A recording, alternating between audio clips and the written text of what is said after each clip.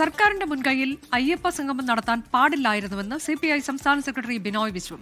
യോഗി ആദിത്യനാഥിന്റെ സന്ദേശം വായിച്ചത് ന്യൂനപക്ഷങ്ങളെ അകറ്റി, മുന്നണി ന്യൂനപക്ഷങ്ങളെ കൈവിടുന്നുവെന്ന പ്രതീതിയുണ്ടാക്കിയെന്നും ബിനോയ് വിശ്വം പറഞ്ഞു.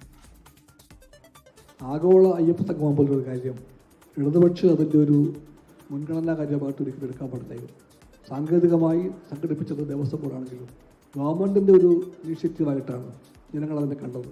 ആ സംഗമത്തിൽ ന്യൂനപക്ഷങ്ങൾ എന്തും വെറുപ്പോടെ കാണുന്ന UP മുഖ്യമന്ത്രി യോഗി ആദിത്യനാഥിൻ്റെ ഒരു സന്ദേശം വായിച്ചപ്പോൾ ന്യൂനപക്ഷങ്ങളെ മനസ്സിലാക്കിയത് ഞങ്ങൾ പൂർണ്ണമായിട്ടും ന്യൂനപക്ഷങ്ങളെ കൈവിടുന്നുവെന്നാണ്.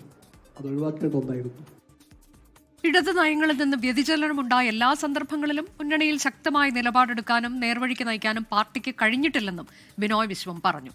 LDFന്റെ അടിത്തറയിൽ നിന്ന് വോട്ടുകൾ ചോർന്നു. സ്ഥാനാർത്ഥികളെ നിശ്ചയിക്കുമ്പോൾ ജില്ലാ ഘടകങ്ങളുമായി വേണ്ടത്ര ആശയവിനിമയം നടന്നില്ല എന്ന സംസ്ഥാന കൗൺസിൽ വിമർശനം സെക്രട്ടേറിയറ്റ് അംഗീകരിച്ചുവെന്നും ബിനോയ് വിശ്വം പറഞ്ഞു.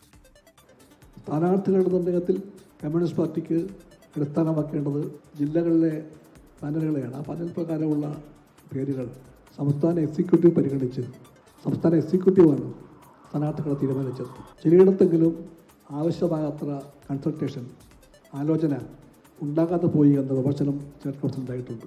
സ്റ്റേറ്റ് കൗൺസിലിലെ ആ വിമർശനം ഞങ്ങൾ സ്റ്റേറ്റ് സെക്രട്ടേറിയറ്റ് ഉൾക്കൊള്ളുകയാണ്. വിമർശനങ്ങൾ ഉണ്ടായെന്ന് പറയാനും ഉൾക്കൊണ്ടവ ഏറ്റു പറയാനും പാർട്ടി തയ്യാറാകുന്നത് ഇത് കമ്മ്യൂണിസ്റ്റ് പാർട്ടി ആയതുകൊണ്ടാണ്.